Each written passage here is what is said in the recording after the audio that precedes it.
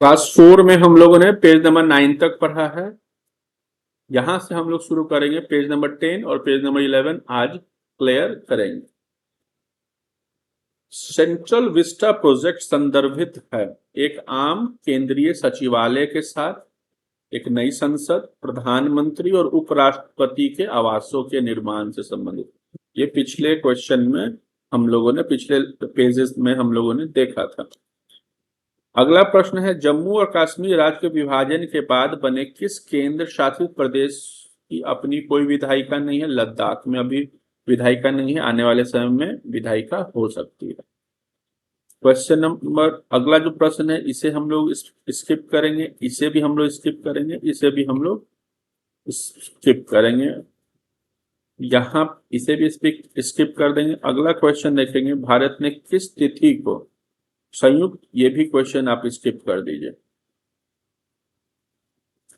जब अमेरिका ने अफगानिस्तान से अपने सैनिकों को निकाला तो काबुल छोड़ने वाला अंतिम अमेरिकी कौन था? Major general Chris, major general Chris Donahue. ये क्वेश्चन बीपीएससी में पूछा था, यानी कि जब अमेरिका ने अपने सैनिकों को अफगानिस्तान से बुलाया था तो अंतिम सैनिक का नाम था मेजर जनरल क्रिस डॉनह्यू। ये प्रश्न पूछा गया और हमें फिलहाल अभी ध्यान में रखना है। पीसीएस में कभी कभी डेट भी पूछ लेता है, तो कुछ प्रश्नों का डेट भी हमें ध्यान में रखना है। किस फ्रांसीसी कंपनी ने भारत को राफेल लड़ाकू जेट की आपूर्ति की है? उस कंपनी का नाम है डसॉल्ट एविएशन। फ्रांस की कंपनी है डसॉल्ट, और डसॉल्ट ने ही राफेल लड़ाकू जेट विमान बनाया है जिसपे विवाद हुआ था। गलवान घाटी में भारत और चीनी सैनिकों के बीच झड़प शुरू हुई थी जून 2020 में, जब कोरोना चल रहा था। अभी भी मामला गलवान घाटी का सुधरा नहीं है, तो गलवान घाटी एक विवादित पॉइंट बन गया है भारत और चाइना के बीच जून 2022 से। पैगासस स्पाईवेयर, पैगासस स्पाईवेयर किस देश में विकसित किया गया? इजराइल में। इजराइल में एक स्पाईवेयर विकसित किया गया है, एक वायरस विकसित किया गया। अगर वो आपके मोबाइल में, आपके लैपटॉप में डाल दिया जाए तो मोबाइल और लैपटॉप का जितना भी डेटा है उसे प्राप्त किया जा सकता है। अगर आप मोबाइल से किसी से बात कर रहे हैं उसे सुना जा सकता है। और विपक्ष की सरकार, वर्तमान मोदी सरकार पे यह आरोप लगाती है कि वो पेगासस वायरस का उपयोग हमारे पर्सनल चीजों को कलेक्ट करने के लिए करते हैं। अगला क्वेश्चन हम लोग देखेंगे, 15वें वित्त आयोग के सदस्य नहीं है। सुदीप्तो मुंडले नहीं है। वर्तमान में अशोक लाहिरी, रमेश चंद्र, अजय नारायण झा, ये तीन जो है वित्त आयोग के सदस्य हैं। ठीक है। हाल के केंद्रीय बजट में एफएम ने बीमा क्षेत्र में प्रत्यक्ष विदेशी निवेश की सीमा को, एफएम बोले तो फॉरेन मिनिस्ट्री ने प्रत्यक्ष विदेशी निवेश एफडीआई सीमा को बढ़ाकर 74% पे किया है। यानी इंश्योरेंस की जो वर्तमान कंपनी है उसमें मान लिया जाए कि 100 रुपया है, तो फॉरेन इंश्योरेंस कंपनी चाहे तो 74 रुपया लगा सकती है। तो 74% तक विदेशी निवेश इंश्योरेंस के क्षेत्र में अब हो सकता है। इस प्रश्न को अब छोड़ देना है, आगे देखना है। स्वच्छ भारत मिशन के द्वितीय चरण को किस समय अवधि के दौरान लागू किया जाना है? स्वच्छ भारत मिशन के द्वितीय चरण को 2021 से 24-25 के दौरान लागू किया जाना है। ये एक इंपॉर्टेंट क्वेश्चन है। स्वच्छ भारत मिशन का दूसरा जो चरण अभी चल रहा है उसको लागू किया जाएगा 2021 से 24-25 तक, द्वितीय चरण को लागू किया जाएगा। अब ये सीडीएस का क्वेश्चन है जो यूपीएससी लेता है सीडीएस, उसमें देखना है कि इस क्वेश्चन को छोड़ देना है। अगला देखना है कि भारत में दूरसंचार से संबंधित सभी मामलों में भारत सरकार की नीति के कार्यान्वयन के लिए कौन उत्तरदायी है? भारतीय दूरसंचार विनियामक प्राधिकरण यानी कि try, TRAI, telephone regulatory authority of India. Telephone regulatory authority of India Bharat में दूरसंचार के क्षेत्रों को देखता है। इसका हेडक्वार्टर दिल्ली में है। ये एक ऑटोनोमस बॉडी है। 96-97 में ट्राई की स्थापना अटल बिहारी वाजपेयी सरकार में की गई थी। इस क्वेश्चन को छोड़ देना है। अगला देखना कि भारत ने 10% एथेनॉल सम्मिश्रण लक्षित तिथि से बहुत पहले ही प्राप्त कर लिया है। इससे किसे सबसे अधिक लाभ होगा? चीनी उद्योग को, क्योंकि एथेनॉल जो बनता है वो विशेष रूप से चीनी के बाई प्रोडक्ट से ही बनता है। तो चीनी उद्योग को बहुत बड़े पैमाने पर एथेनॉल मिश्रण से लाभ मिलने वाला है। 10% एथेनॉल मिलाया जा रहा है अब पेट्रोल में। ठीक है।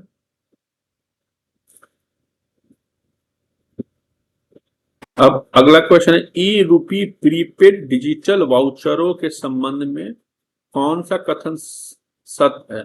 जो हम लोग का एक डिजिटल वाउचर होता है ई रूपी प्रीपेड, ई रूपी जो है वो डेबिट कार्ड भी पहले बनाता था, आज भी बना रहा है। और रूपी जो एक कंपनी है अभी वो डिजिटल वाउचर बनाया, उसमें कौन सा कथन सही है? आप इस ई रूपी डिजिटल वाउचर में 1 लाख रुपया तक रख सकते हैं। बैंक खाता नहीं होने पर भी लाभार्थी ई रूपी का उपयोग कर सकता है, ये सही है। ये जो क्वेश्चन है ये गलत है। इस प्रश्न को हम लोग को छोड़ देना है। अगला प्रश्न देखना है, भारत में पहला राज्य कौन सा है जिसमें 100% घरों में नल जल कनेक्शन है? उसका उत्तर होगा गोवा। नल जल की शुरुआत सबसे पहले बिहार में हुई।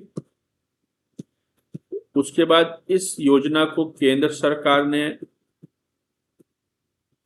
एक्वायर किया और नल जल योजना के तहत गोवा पहला राज्य है जहां 100% घरों में नल के माध्यम से जल प्रोवाइड किया जा रहा है। अगला क्वेश्चन हम लोग देखेंगे, सरकार किसान ड्रोन को बढ़ावा दे रही है, क्यों? सही है 2, भू अभिलेखों के डिजिटलीकरण के लिए। दूसरा फसल निर्धारण के लिए। ये 2 आंसर होगा।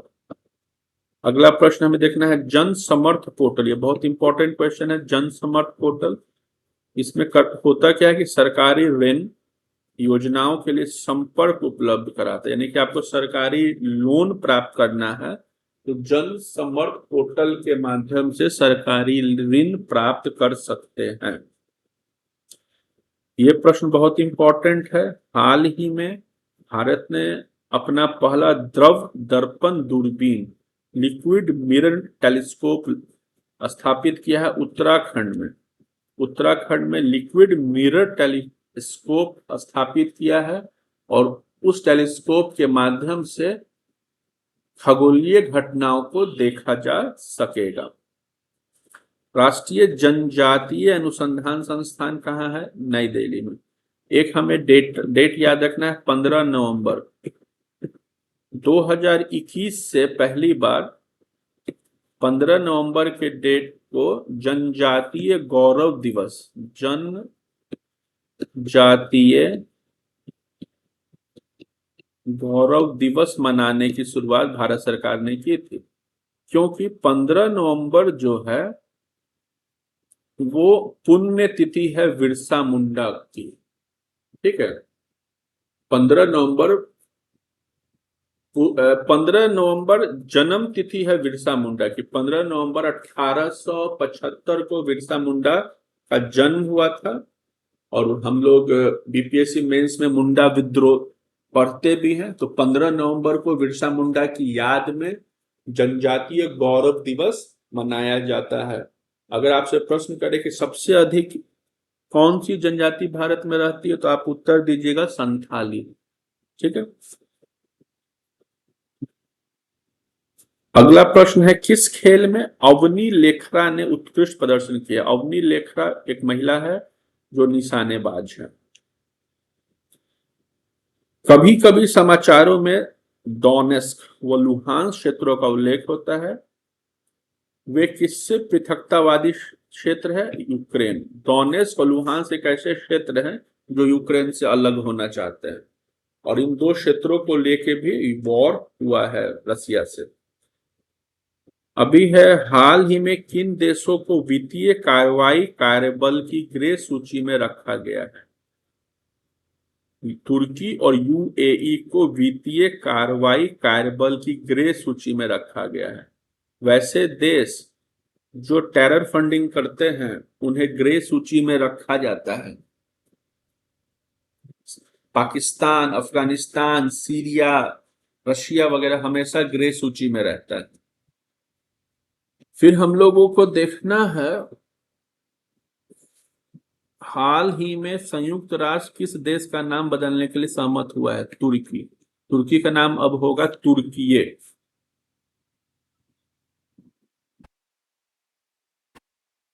बार बार समाचारों में आने वाली स्विफ्ट क्या है? वैश्विक मुद्रा अंतरण प्रणाली, विश्व व्यापी अंतर बैंक वित्तीय दूरसंचार सोसाइटी स्विफ्ट है, वैश्विक मुद्रा से संबंधित है। P75 या P75 भारत, वन नहीं है, आई है। P75I परियोजना किसके निर्माण से संबंधित है? बहुत अच्छा क्वेश्चन है। डीजल विद्युत पनडुब्बी से संबंधित है।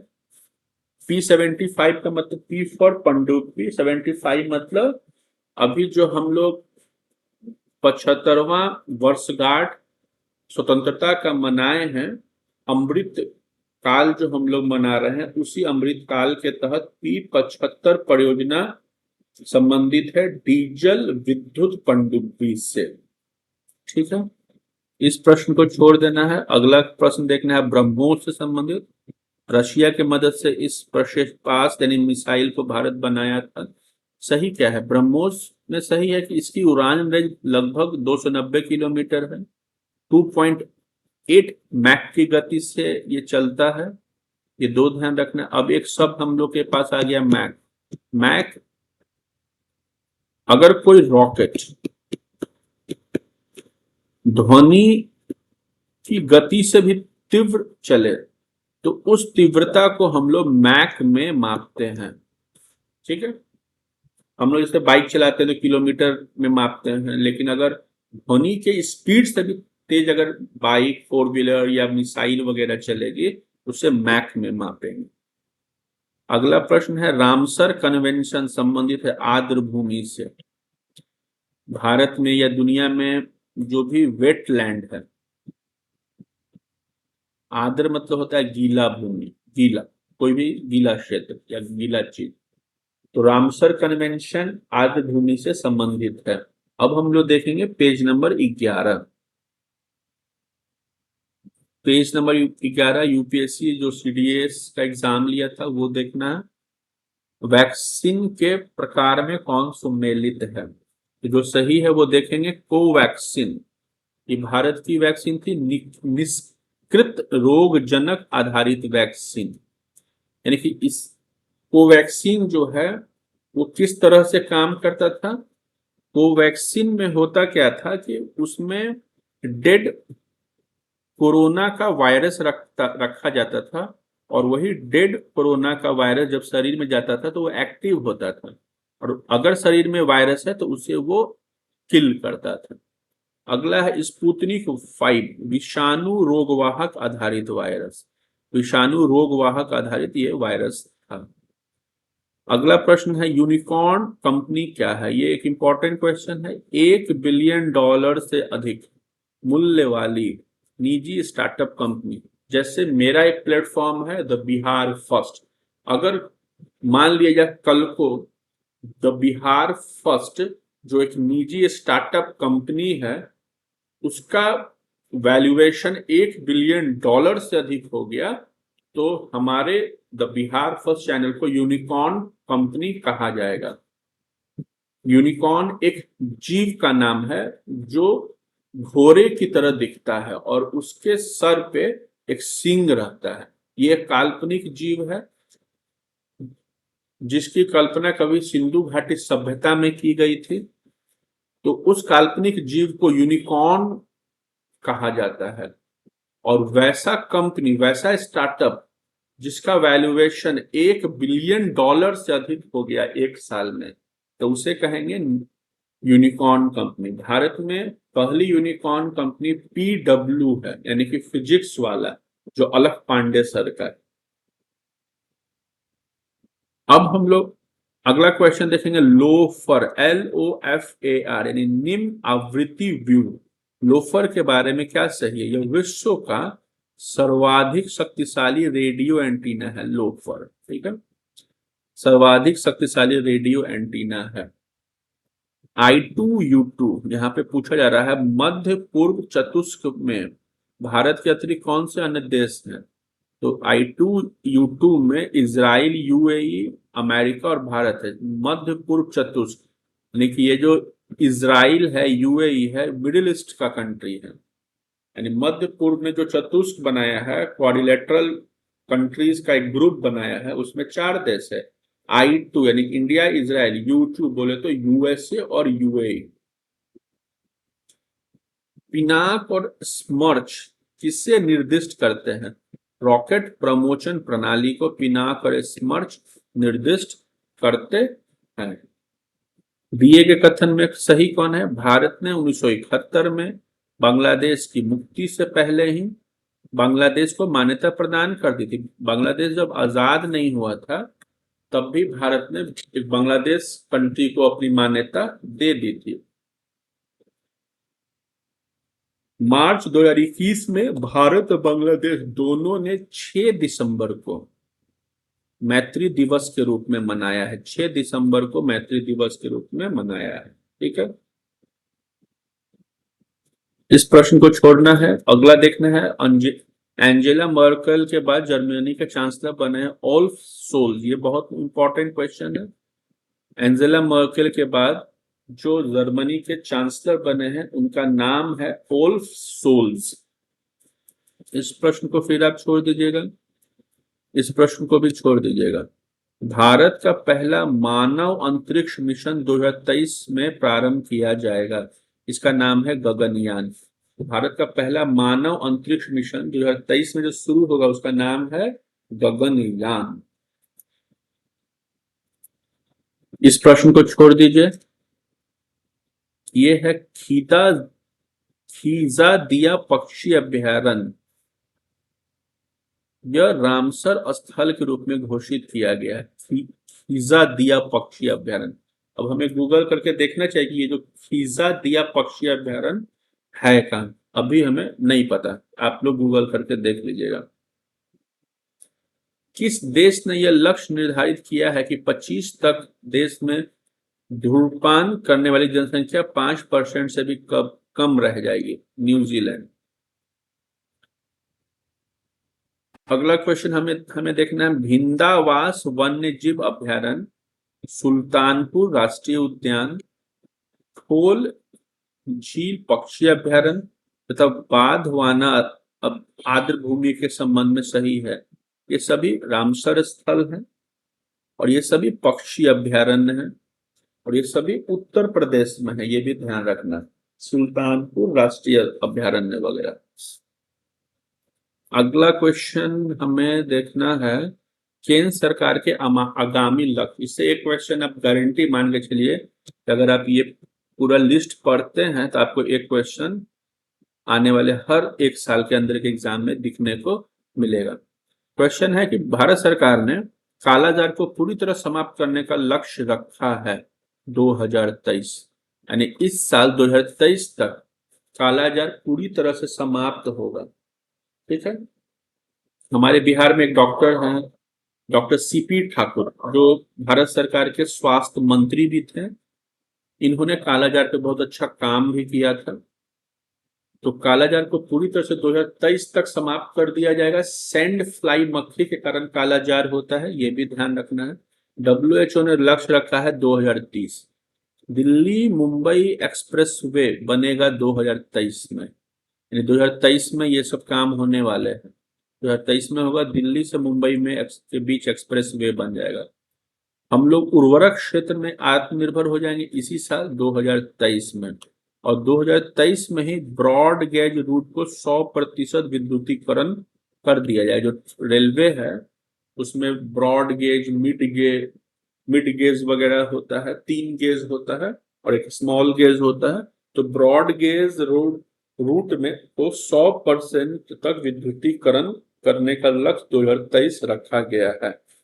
अगला क्वेश्चन है कि पूर्वोत्तर के सभी राज्यों की राजधानियों को रेल नेटवर्क से जोड़ा जाएगा 2023 तक। तो ये जितने भी काम है 2023 में होगा। अब हम लोग को देखना है कि 2024 में कौन कौन से काम होंगे। यहां से लेके यहां तक का काम 2024 में होगा। कृषि में शून्य डीजल उपयोग तथा नवीकरणीय ऊर्जा के इस्तेमाल का लक्ष्य, यानी भारत सरकार चाह रही है कि एग्रीकल्चर में डीजल का उपयोग न हो।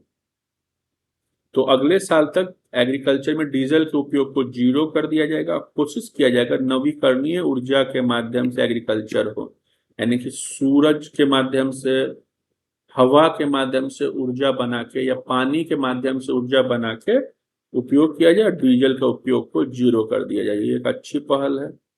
सबके लिए आवास जो 2022 तक निर्धारित था उसको बढ़ा के 2024 कर दिया गया है। डिजिटल रेडियो लॉन्च करने का लक्ष्य है। डिजिटल रेडियो लॉन्च करने का लक्ष्य 2024 तक है। हर घर में नल से जल 2024 इसका लक्ष्य है। सड़क दुर्घटनाओं से होने वाली मौतों को 50% तक कम कर दिया जाएगा 2024 इसका लक्ष्य रखा गया है। हर काम के लिए एक लक्ष्य निर्धारित किया जाता है। भारतीय अर्थव्यवस्था को $5 ट्रिलियन इकोनॉमी बनाने का लक्ष्य है। $5 ट्रिलियन इकोनॉमी 2024-2025 में 5 ट्रिलियन इकोनॉमी बनाने का लक्ष्य है। सभी गांवों में ऑप्टिकल फाइबर बिछाने का लक्ष्य, सभी गांवों में ऑप्टिकल फाइबर बिछाने का लक्ष्य 2025, यानी 25 में हम लोग देखेंगे ये 3 काम होगा। यानी पूरे गांव में ऑप्टिकल फाइबर बिछ जाएगा ताकि इंटरनेट वहां चला जाए। भारत को टीबी मुक्त, ये बहुत इंपॉर्टेंट है, भारत को टीबी मुक्त कर दिया जाएगा, क्षय रोग से मुक्त कर दिया जाएगा 2025 तक। पेट्रोल में अभी एथेनॉल जो है 10% डाला जा रहा है, 20% तक एथेनॉल मिलाने का लक्ष्य 2025 तक।